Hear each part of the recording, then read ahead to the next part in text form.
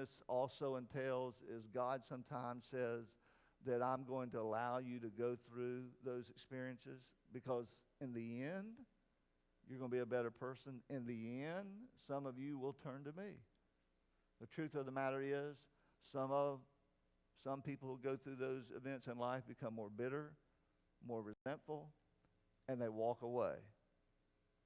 But some of us that are here today, we know what that was like because we've been down that road. And so, when you think about somebody today, maybe you've had a family member that's experienced something like this. If you live long enough, you will.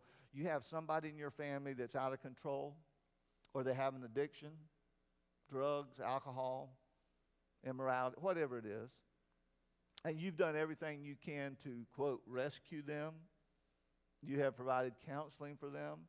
You have paid for rehab for them. You have done everything you can do, and one day you get a call and they're in jail or they've made another one of those same mistakes, and this time you say, no. That's very difficult to do as a parent, grandparent. That's what we call today tough love. You know what? In God's goodness, sometimes he just says no. He says no. Not so that he can be mean or nasty or trying to say, I told you so. It's because he's trying to say, you still don't get it. You still don't get it. You don't understand John 3:16. You don't understand my love for you. You don't understand that the most important thing in your life is not what you have, it's what you would have in me. So yeah, I'm going to let you suffer. I'm going to let you experience real sorrow, real pain. Number 4, God is a God who is all-loving. Boy, that's a huge one. That's a huge one.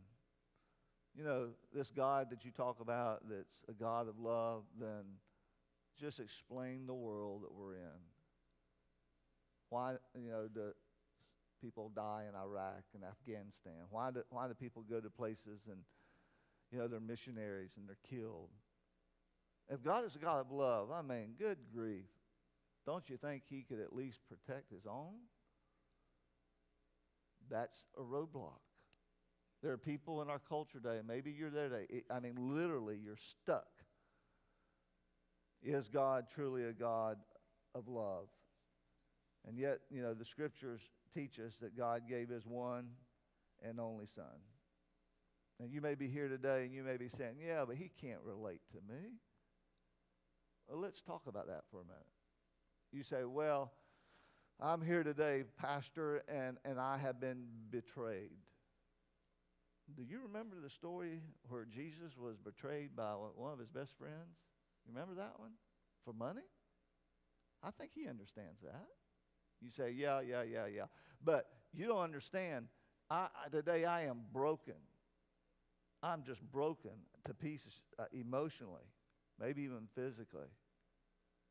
You don't think Jesus understands what it feels like to be broken? Do you remember what he did on the cross? You say, well, yeah, but, he doesn't understand, rejection.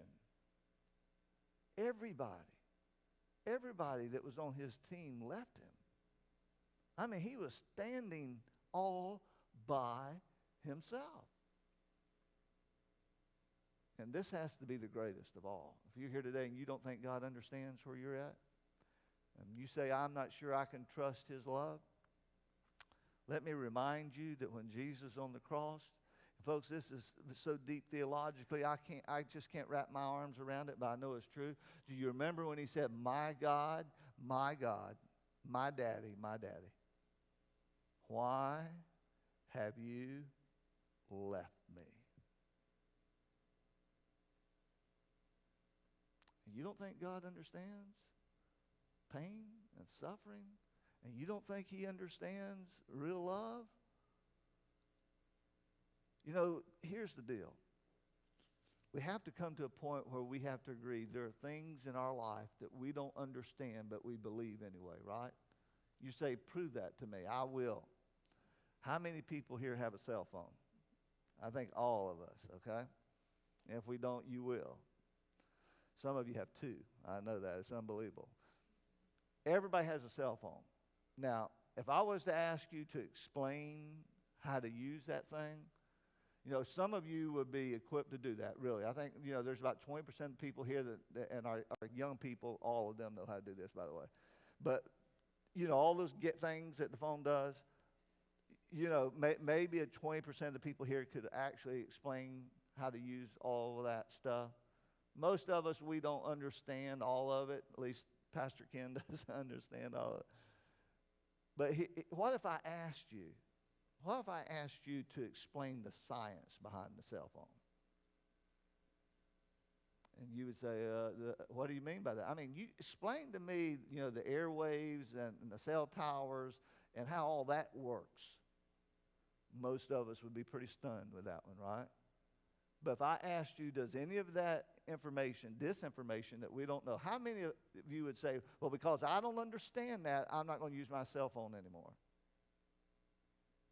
You see, that's the problem when you run up with this roadblock of belief and suffering. There are things that we don't understand. God says, I've made a way around it. Today, I want us to look at a story, Megan's story, and what God used to kind of, when she hit the roadblock of life, she found a way around it through John 3:16.